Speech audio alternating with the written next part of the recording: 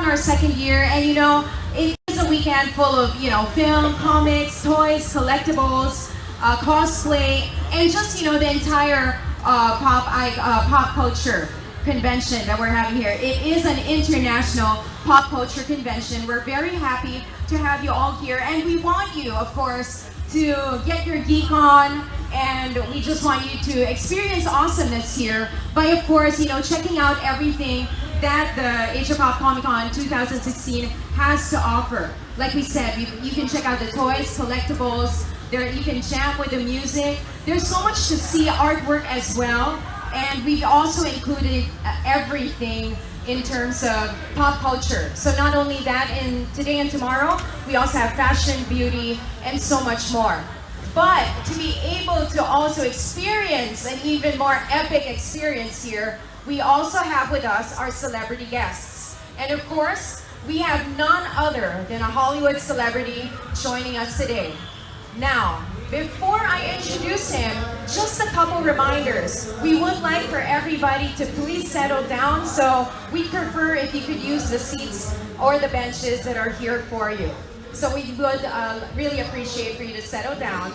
And then, because of the time constraint, we also are giving you one question per media outfit. So we really hope that you could help us stick to that. Like we said, we only have a few minutes of his time. Aside from that, we're going to be calling each, of course, media outfit. Prepare that question, use that time wisely, get a good question in, okay? And we'll do our best to be able to accommodate all, but like we said, we have a specific time allowed. So we'll do our best to fit in each question from each media outfit. Got it? Pretty clear, right? Okay, so a bit of an intro for him before we get him out here. Again, if everybody could settle down first. We really were asked if our guests could take their seats. And then, yeah. Phil follows the catcher in the rye writer from his early days, trying to establish his career in New York's literacy circle in the early 1940s. Nick can currently be seen reprising his role as Hank, aka Beast in X-Men, Apocalypse for Bryan Singer in Fox, and in Drake Doremus' film Equals, a futuristic drama written by Nathan Parker alongside Kristen Stewart, which premiered at the Venice Film Festival and will be distributed by A24, as well as British independent film directed by Owen Harris, Kill Your Friends, based on the novel by the same name by John Niven about A&R rep on a murder spree in 90s London. Wow, almost everybody's seated. Thank you so much.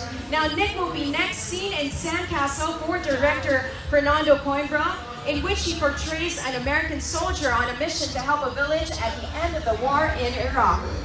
Nick earned rave reviews for his incredible performance as Nuts in the critically acclaimed Mad Max Fury Road from director George Miller for Warner Brothers. If we can please give a warm Manila welcome to our Hollywood celebrity, Nicholas Hoult.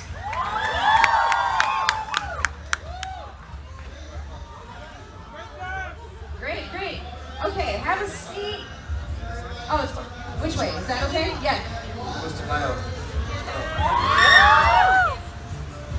Let's switch seats then. I think they'd rather see your left side. No. Oh no. Okay. Okay. Yes. Okay. Well, this is it. Yes or no? Half and half. They want to get a better angle of you.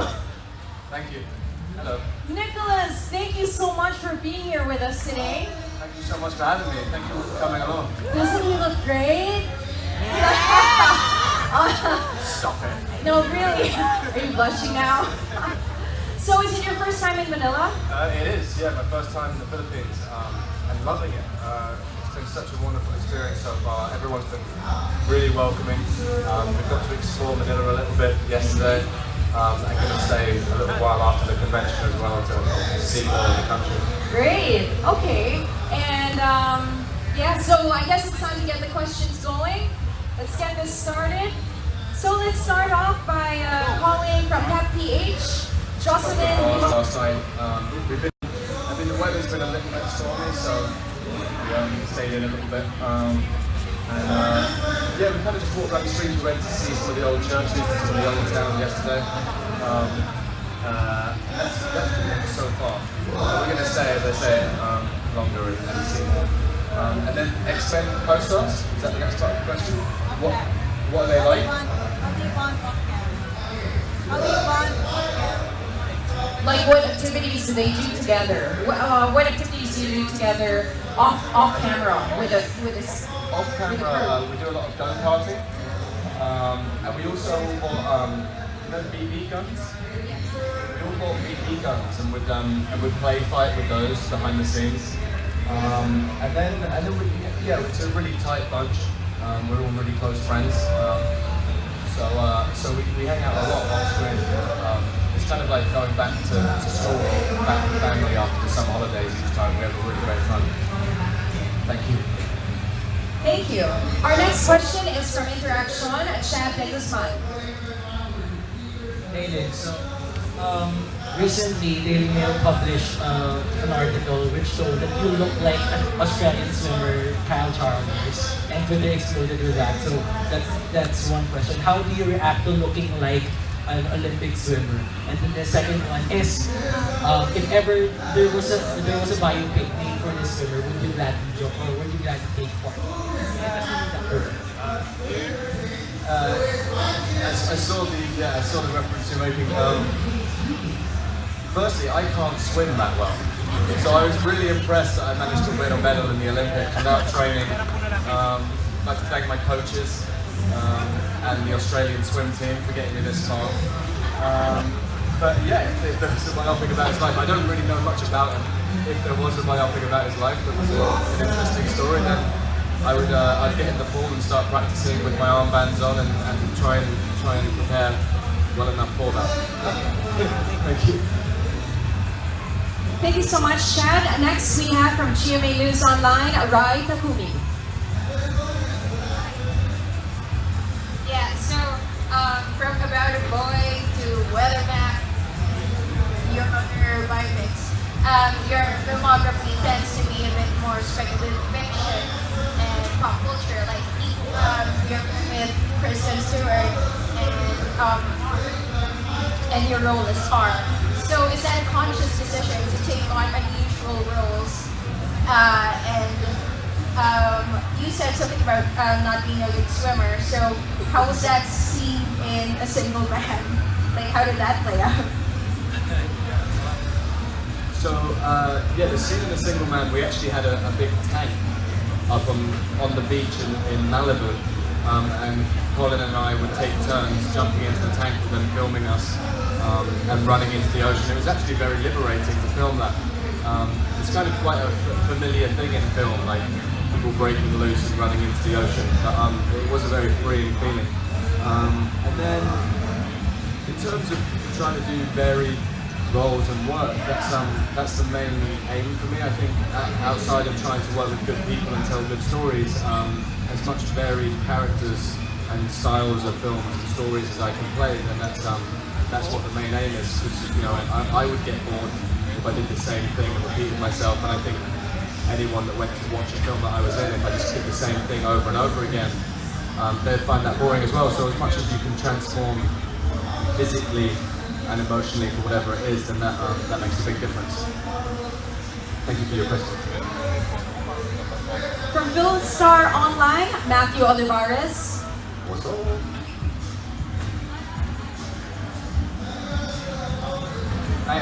So you're playing J.D. Salinger for a Rebel in the Rye, is that correct? Why is it entitled Rebel in the Rye, and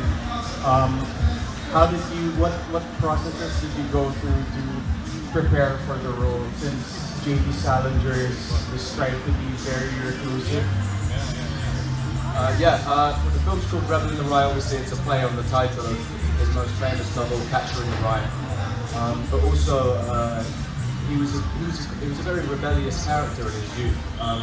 He got kicked out of quite a few schools. His writing was very much against the phoniness of the world that he saw around him, and that's what lit the fire within him for him to go out and write what he felt were truthful, honest depictions of the world and characters that he saw around him.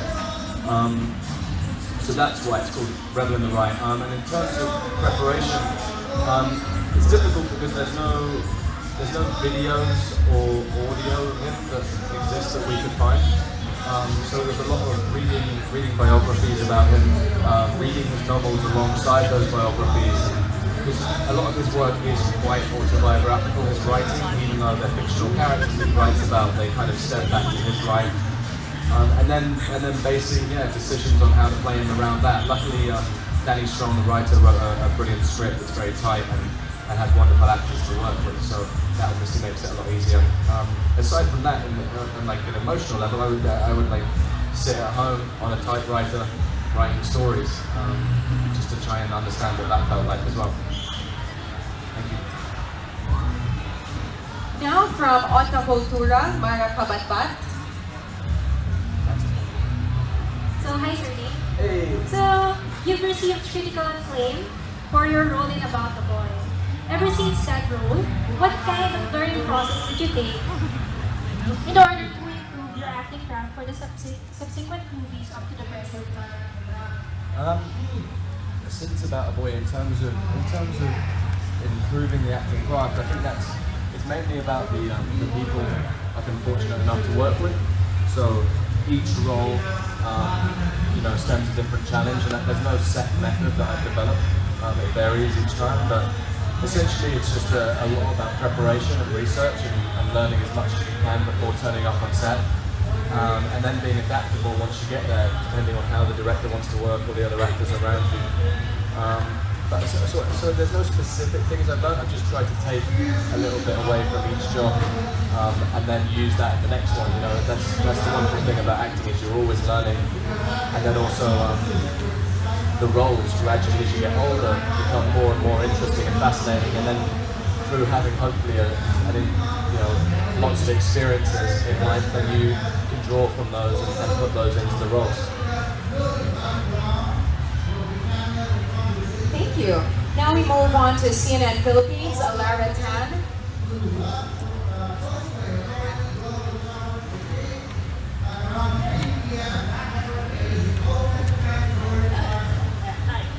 So you played roles in it.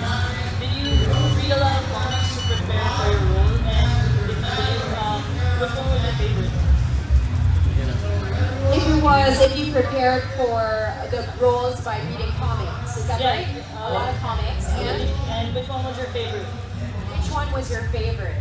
Which was my favorite X-Men comic?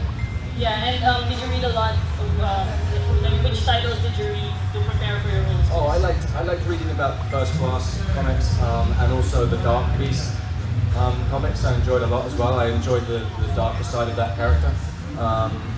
Yeah, in terms of preparing for X-Men, obviously it was quite last minute, my casting in that originally. It was when we were meant to be shooting Mad Max.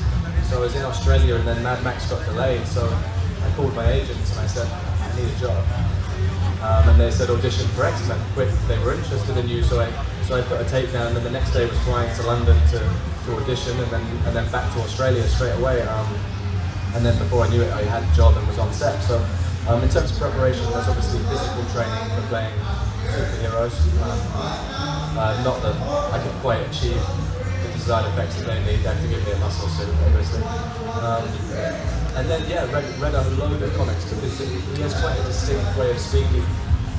He's a very eloquent and intelligent man, and obviously he is very, very smart in the sciences as well. So it's all about reading the comics, trying to gain what you can from that, and then in terms of movement as well, and his relationships to the other characters, that's something that I've really enjoyed developing through the films, is Hank's relationship with Xavier.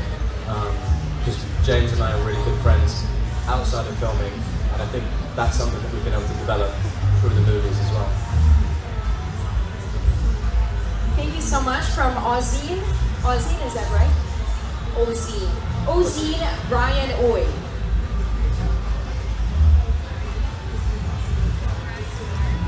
Is Brian here? Doesn't seem like he's here, or is he? Is somebody making his way over to the mic? Can you raise your hand? No. Let's move on to the next question from Mix, Sunny Kim. Hi, I'm Sunny from Mix, the number one music channel in the Philippines. Can I go closer? Is it okay if you mind? Can I? Okay. Oh no, that means everybody else will. I just stand up. Okay. I said it's okay. Okay. Among the different movies you've starred. Okay, fine. I'm sorry. Okay, here I'll say it. Among all the different movies you've starred in and the different roles you've played, which one was your favorite? They all vary. I have favourites for lots of different reasons. I really loved playing J.D. Salinger because I loved reading his work and learning about his life. It was something I didn't know much about his personal life before that, so learning about that was fantastic. The role in Mad Max was a favourite of mine because it was very big and wild, and I got to really invest in that and give a strange performance, I think. And then outside of that, I really enjoyed working on A Single Man, the X-Men movies. I don't know, I love lots of different films for different reasons. Equals was a great experience working with Kristen and Drake Doremus because their methods were something I hadn't experienced before, lots of improvisation, and we became a really close-knit group. So lots of different reasons for different things. Thank you. Thank you. Now we move on to from Fanboy Sale, is that right? Earl Manga.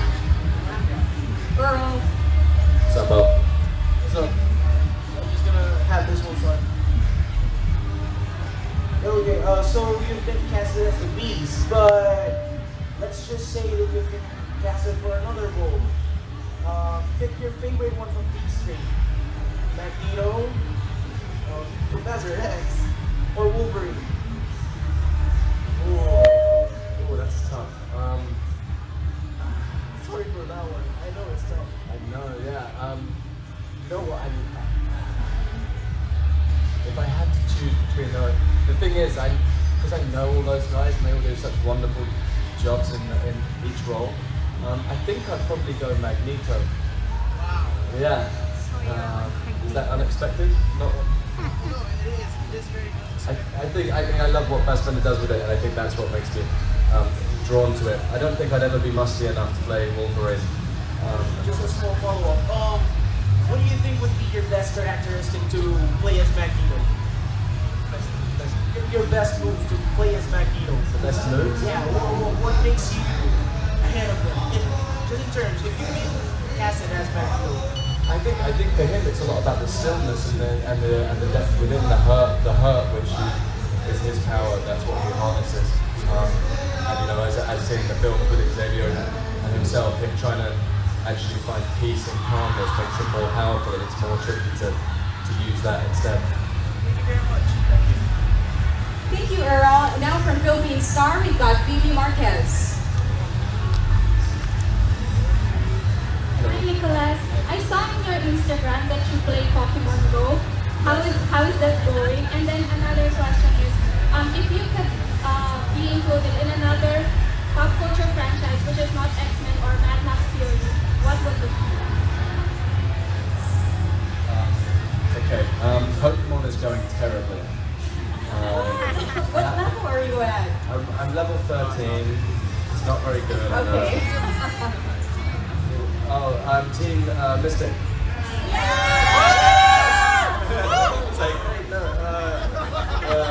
Team Mystic, level 13, not very good at all. So I've kind of fallen off playing a little bit recently. I found it difficult to find new Pokemon since the update. Yeah. There's lots here? Yes, there are.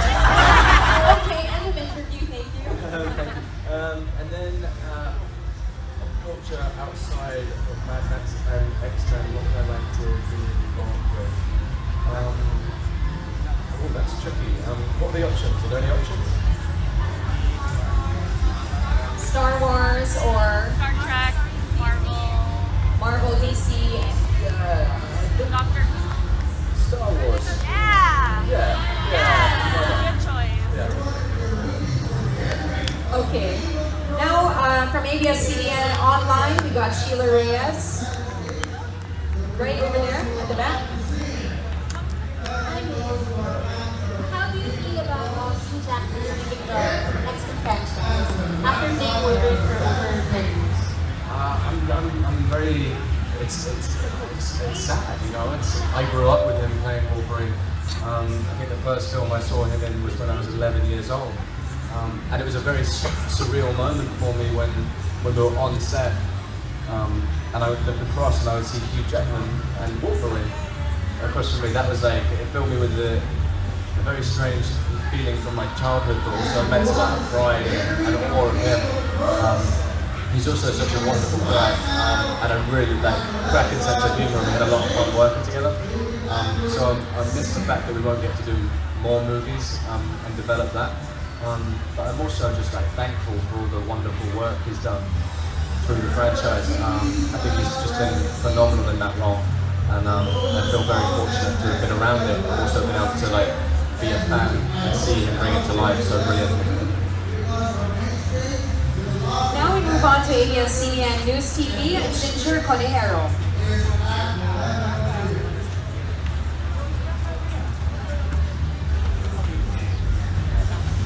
Hi, welcome to Manila today. Thank you. A couple of things, just because is it a coincidence that you're on level 13 and on Team Mystic, or is that something that is that by choice, or is that a coincidence, the name of the team that you joined? Oh no, I like the colour blue. I didn't know much about the team. No other reason. Alright, trying to get into my real question. Actually, you mentioned earlier you got a chance to go around Manila. Can you maybe expand on your impressions of Manila and the Philippines in that short amount of time? And yeah, I'll leave it at that. Yeah, the first impressions were I didn't know what to expect. I didn't know how vast Manila was. I didn't realise flying in you get a sense of how big the city is. So that was impressive. I didn't know how humid it was going to be. I didn't know how extreme your traffic was. So those are all things that I was warned of and then got to experience, which were great.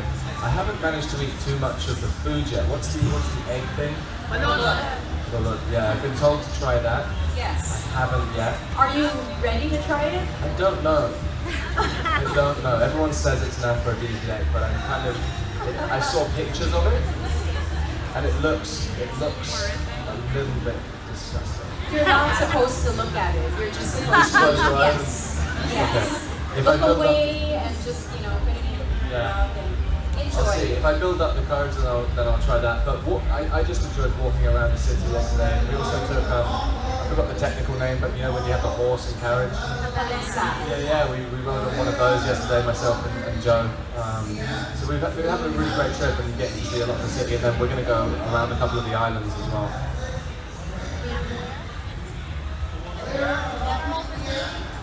Philippines? One of the 7,100 islands. Just one of those. Okay. So now we move on to business world. Side note, I'm really glad that basketball is such a big sport here. Yeah, I went to buy one of the jerseys yesterday of the Filipino basketball team. So I'm sorry, maybe could you repeat that, please? You're a big fan that... I'm a big basketball fan. I didn't realize that was such a big sport It's here. huge. Yeah, It's so I'm huge. really glad that I went and bought that Filipino jersey. Was there a name on the back of the It was, Philippine jersey? it's somebody junior. Number 3. Number 3. Anybody knows that? So it's Google. Filipinas Yeah, jersey, national shot team. number 3. Number 3, somebody junior. Okay? No, okay. They said he was a cool guy in the store. We'll look it up. Let me know if you want to go to a basketball game. We can hook you up while you're here. Thank you very much. It is e-sport here. I used to play for- As luck would have it. So, from Chicken Pork Adobo, we have Dominic Dimagmalio.